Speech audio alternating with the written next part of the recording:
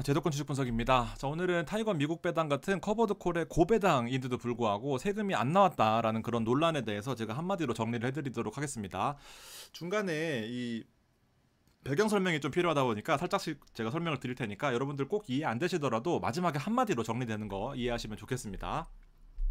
시장 자체는 커버드 콜한테 유리한 시장은 맞아요. 지금 2분기에 이제 어닝이 발표가 되고 미국도 어닝 시즌이 발표가 되고 있습니다. 자, 절반은 이익 눈높이가 떨어졌다라는 그런 기사가 나왔어요. SOL 같은 경우에도 한 달 사이에 실적이 이만큼 나올 것이다라고 예측을 했었는데 실적이 떨어지는 거고 국내 상장사 두 곳 중에 한 곳은 실적이 떨어질 것이다라고 기사가 나왔습니다. 물론 코스피는 실적에 크게 민감한 그런 뭐 어떤 움직임을 보이지는 않지만 그래도 어쨌든 실적이 떨어질 때는 핑계거리가 되고 올라갈 때도 어떤 근거가 되는 이제 그러다 보니까 일단은 좀 불리한 구조인데 커버드 콜한테는 이제 급등만 하지 않으면은 나머지 세 군 보합 빠지는 거뭐 급락하는 거 이쪽에서는 커버드 콜이 유리하다 보니까 어쨌든 급상승만 하지 않으면 유리하겠다라고 생각하시면 됩니다. 자, 커버드 콜의 과세 구조를 한번 볼게요. 기본적으로 가장 중요한 부분입니다. 커버드 콜은 주식을 기본적으로 배당 바탕으로 한 다음에 이제 콜 옵션이 포함되어 있는 고배당 구조입니다. 배경 설명 하나 드릴게요. 자, 옵션의 매도 프리미엄을 얻는 그런 구조라고 말씀을 드렸습니다. 자, 근데 옵션은 두 가지로 나누어요. 장내, 장외. 장내가 우리 코스피 옵션을 매수하는 겁니다. 자, 그리고 장외는 제피 같은 미국의 커버드 콜을 바탕으로 S&P나 나스닥 같은 거를 옵션을 매도하면은 얘는 과세예요. 얘는 비과세입니다. 무슨 말씀인지 아시겠죠? 다시 한번 정리해보면 우리나라에서 코스피 옵션을 매도하는 거는 비과세이고요. 장외 외국에 상장되어 있는 옵션을 매도하는 거는 결과적으로는 과세가 된다라고 이해하시면 됩니다. 코스피는 비과세예요. 자, 콜옵션은 특정 가격에 살 수 있는 권리입니다. 10,000원인데 저는 1,100원에 사겠습니다. 9,500원에 사겠습니다 하는 것이 콜옵션의 권리이고 이 권리를 파는 것이 바로 우리의 커버드 콜의 기본적인 구조입니다. 이게 바로 콜옵션 매도이고 주식과 콜옵션 매도가 포함된 구조가 바로 이 커버드 콜이라고 하는 고배당 구조의 기본이다라고 보시면 돼요.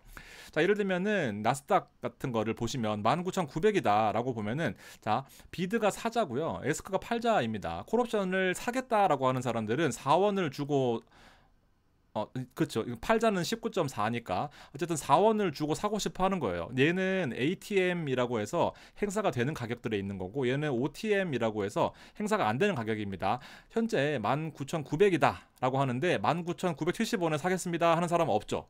바보잖아요, 바보.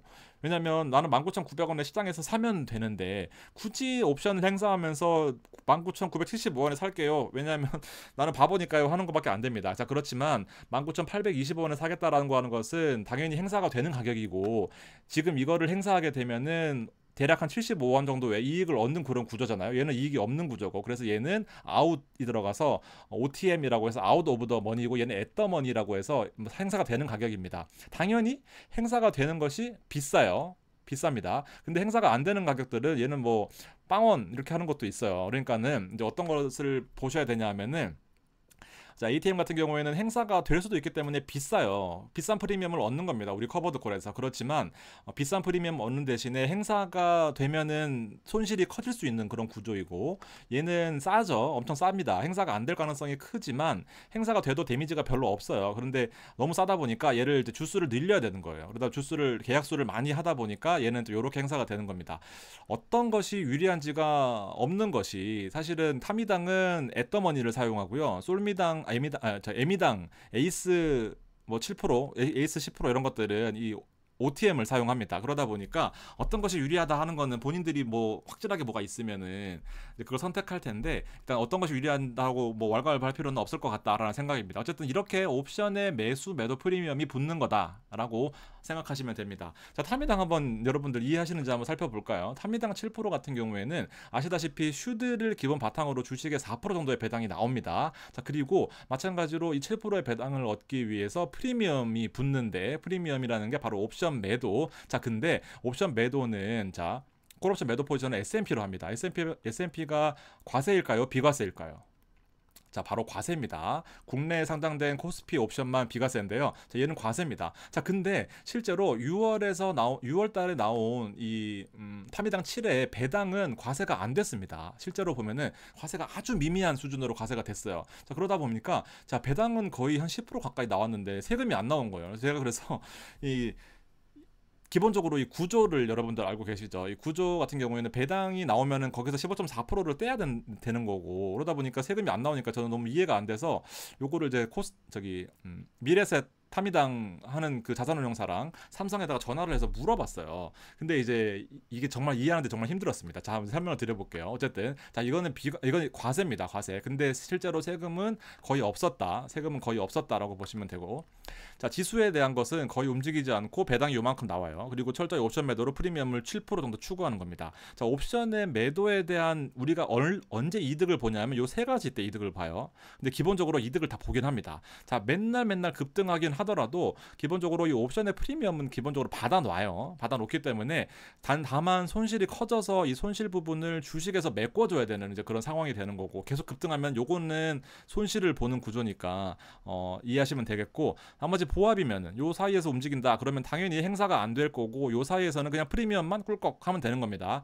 S&P가 급등하지 않았는데 콜옵션을 행사하는 바보는 없으니까 콜옵션의 프리미엄은 내가 받고 그냥 먹는 거예요. 옵션은 만기가 있으니까 이해되실 겁니다. 자, 만약에 하락하면은 하락폭을 다 두드려 맞는 게 아니라 이 옵션에 대한 프리미엄만큼은 덜 빠지는 거죠. 그래서 얘도 우리 커버드콜한테는 이득인 거예요. 어쨌든 간에 보시면은 자, 무조건 콜옵션의 매도 프리미엄은 수익이 난다라고 보시면 됩니다. 다만 그 수익이 급등하게 되면은 옵션에 얘는 싸게 행사를 할 거 아니에요. 지금 뭐 1,900원까지 올라갔는데 예를 들면 1,500원에 살 수 있는 권리가 있다라고 한다면 400원을 물어줘야 되다 보니까 콜옵션 프리미엄이 예를 들면 10원이라고 쳐도 400원에 대한 차이 그리고 10원은 내가 받았으니까 390원에 대한 이 손실은 콜옵션 매도자가 물어줘야 된다라고 생각하시면 됩니다. 그래서 너무 급등하면은 좋지 않다라는 기본적인 가정이고, 그래서 코스피를 바탕으로 한 커버드 콜이 유리하다라고 생각하시면 됩니다. 자, 그리고 기본적으로 이 슈드에 대한 포트폴리오를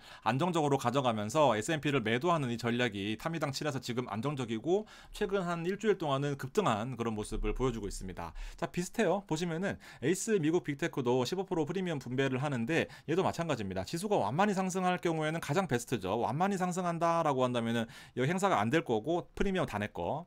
마찬가지로 과세 대상 가장 베스트고, 지수가 완만히 하락 시에는 완만히 하락한다라고 한다면은 이렇게 떨어지지만 내가 주식을 들고 있으니까 약간은 손실을 보겠지만 이 프리미엄에서 메꿔지는 그런 구조라서 또 플러스.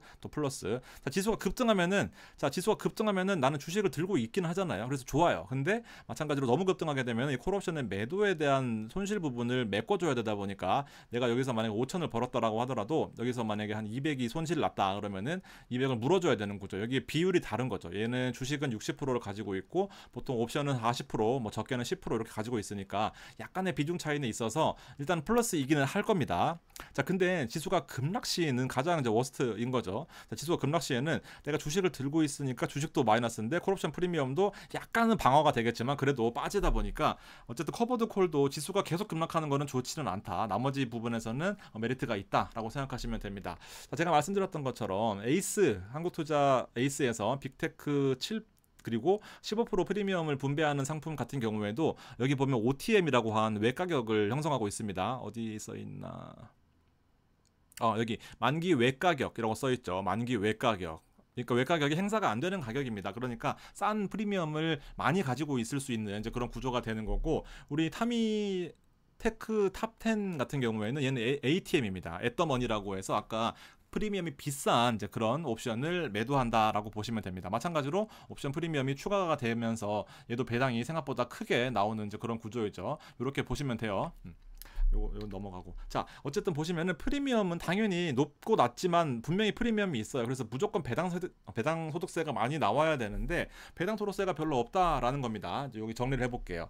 자, 타미당 7에 지금 현재 가격입니다. 많이 올라왔어요. 우리 지금 1,595원까지 올라왔으니까 배당을 1년 동안에 7% 혹은 이제 플러스 지수의 배당까지 해서 10% 가까이 받으면서도 NAV가 1,600원까지 올라왔기 때문에 실제로 5%의 시세 차익과 배당 10%의 차익이 수익이 있어서 현재로서는 거의 15% 가까이, 만 원에 샀다 하시는 분들은 연으로 환산해야 되긴 하겠지만 월에 1%라고 가정해도 최소 6, 7%는 수익이 난 그런 구조입니다. 지금. 자, 중요한 게 세 가지가 있어요. 현재가 1,595원, 과세 기준가 대신 조건은 헷갈리시겠지만 여러분들 그 HTS로 다 똑같이 있습니다. 자, 여기 보시면 NAV는 1,606원 오케이. 왜냐면 NAV는 이 ETF의 가치를 산정하는 어떤 이 ETF들만의 특별한 현재 가격이라고 보시면 돼요. 이 가격은 사고 팔고 하는 가격이고요. 얘는 ETF의 현재 가격입니다. 현재 총 자산 가치라고 보시면 돼요. 얘랑 차이가 너무 많이 나게 되면은 괴리율이라고 해서 이게 벌어지는 거고, 자, 여기 과세 기준가라고 있습니다. 과세 기준가. 여기 보시면 웬만한 HTS에 다 나오거든요. 1797.57입니다. 요거를 한번 잘 볼게요, 여러분들. 자, 과세 기준가는 일단 한마디로 말씀을 드리면, 자, ETF는 주식처럼 거래할 수 있는 금융상품입니다. 자, 문제는 자, 매달 배당금을 지급하기 때문에 세법이 두 가지로 나누어져서 헷갈리는 거예요. 자, 어떻게 나누어지느냐? 작은 거를 선택하는데요. 자, 분배금, 우리가 실제로 배당금을 예를 들어 5,000원을 받았다. 자, 근데 과표 기준가가 증가분이라고 하는 게 있습니다. 자, 과표 기준가가 예를 들면 7,000원이 늘었다라고 볼게요. 자, 무슨 말이냐? 앞서 실제로 타미당 7을 내가 투자를 했는데 분배금을 5,000원을 받았어요. 자, 근데 이 둘 중에 작은 겁니까? 제가 설명을 드린 거예요. 근데 여기 보시면 과세 기준가라는 게 있습니다. 과세 기준가 1,797원이죠. 근데 1,797원인데 이게 전달보다 7,000원이 는 거예요. 그러니까 얘는 이제 7,000원에 는 겁니다. 아무튼 과세가 되는 기준가의 증가분인데, 과세 기준가의 증가분이 예를 들면 7,000원이 늘었어요. 이 둘 중에 작은 게 5,000원이죠. 그래서 이 5,000원에 대해서 세금을 부과하는 구조입니다. 15.4%를요. 무슨 말씀인지 이해되시겠죠? 이 둘 중에 작은 거를 분배를 한다라는 겁니다. 자, 과표 증가분, 앞서 보셨던 과세 기준가라는 것은 실제로 ETF의 가격과는 상관없이 실제 세금을 측정하기 위해서 ETF만의 독특한 추가되는 구조입니다. 자, 왜 그러냐면은, 자, ETF의 가치가 증가하면서 보통은 증가하긴 하는데, 제가 한 마디 설명을 드릴게요. 자, 내가 배당금을 5,000원을 받았어요. 타미당 같은 건 되게 중요합니다, 여러분들. 배당금을 5,000원을 받았는데, 자, 실제로 내가 이 NAV나 과표가 떨어졌는데, 실제로는 이 배당금은 5,000원 들어왔는데 제살 깎아먹기를 할 수가 있잖아요.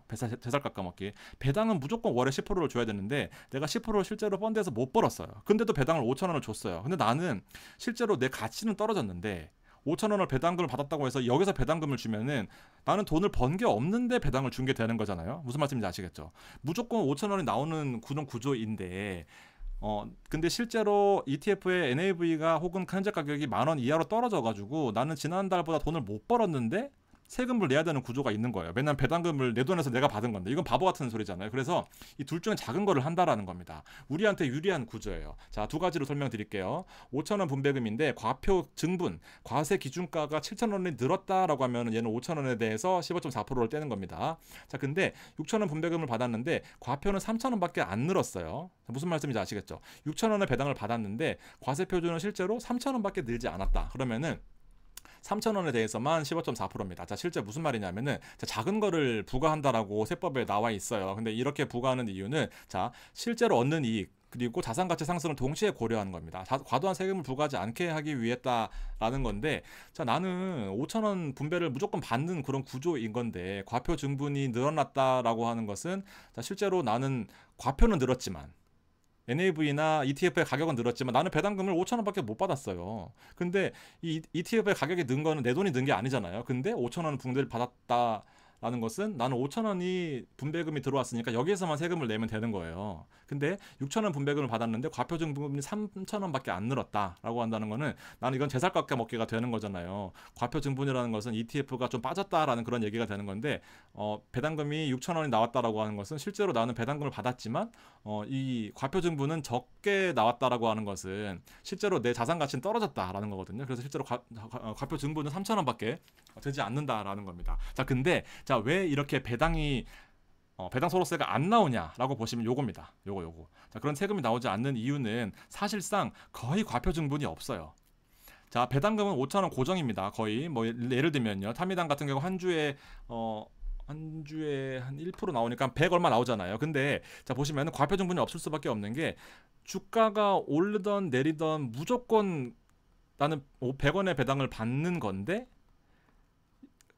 배당을 받는 건데 실제로 가격이 올랐다라고 하더라도 배당금을 지급하게 되면 NAV가 떨어져요. 실제로 펀드의 가치가 떨어집니다. 그러니까 주가가 오르다가 또 떨어지고 오르다가 배당 때문에 떨어지고 이러잖아요. 배당락이라는 게 있잖아요. 그래서 중간에 계속해서 가치가 떨어지다 보니까 과표 기준가도 떨어지게 되는 겁니다. 그래서 사실상 배당을 받더라도 과표 증분을 배당으로 인해서 거의 증가하지 않는 구조입니다. 둘 중에 작은 거를 과세한다라고 했죠. 근데 과표 증분이 거의 없다라는 겁니다. 왜냐하면 배당을 매달 주기 때문에 지금같이 과세 기준가가 좀 오른다라고 하더라도 나중에 배당을 주게 되면은 배당락 때문에 가격이 떨어질 거잖아요. 그럼 마찬가지로 실제로 내가 펀드에서 돈을 많이 못 벌었구나라고 평가를 해서 이게 뚝 떨어지는 겁니다. 그러다 보니까 이 둘 중에 작은 거를 고려하면은 거의 이게 없는 거죠. 실제로 펀드가 돈을 엄청 많이 벌면은 더 나올 수도 있긴 합니다만 이렇게 보시면 돼요. 자. 조금 어려워졌긴 했는데 마지막에 요것만 정리하시면 돼요. 저 커버드콜 ETF는 콜옵션 매도로 얻은 프리미엄이 분배금에 포함이 됩니다. 그래서 이 프리미엄도 과세 대상이 되는 거고 장내 파생 상품이 아니고 장외기 때문에 당연히 과세 상품이 되는 건데 요게 보시면 되고 NAV가 작아지니까 분배금은 늘어나서 좋은데 이 NAV가 작아지니까 세금은 둘 중에 작은 것을 부과하는 구조다라는 거죠. 그래서 정리하면은 NAV 상승으로 인해서 발생하는 과표 증가분과 비교해서 작은 금액에 대세 과세하는 것이 원칙이지만 세금이 거의 없다. 왜냐하면 배당을 매월 줘서 과표가 작아지기 때문에 과표가 보시면은 제가 따로 가져오진 않았지만 뭐 10,000원 그다음에 다음 달에는 만 20원, 뭐 1,200원 뭐 이렇습니다. 그러니까 200원에다가 200원이 증가했잖아요. 배당은 100원이다 치면은 배당에서 100원 나오는 거고 거의 증가하지 않는 구조예요. 그러니까 100원 정도다 보니까 15.4% 하면은 이제 15원 이렇게 되는 거죠. 그러니까 배당이 거의 세금이 거의 없는 이제 그런 구조다라고 보시면 됩니다, 여러분들. 네. 이렇게 이해하시면 되겠죠.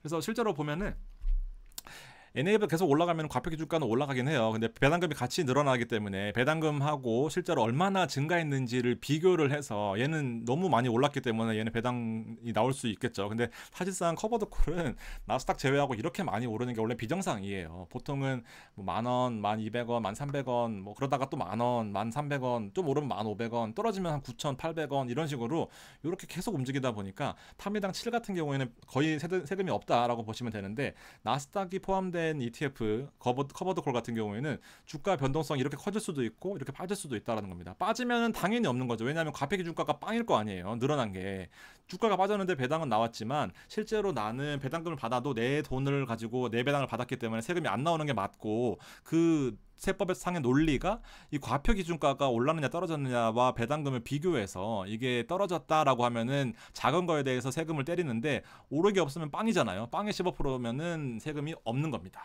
이해되시죠? 요럴 때만 세금이 나온다라고 보시면 되고요.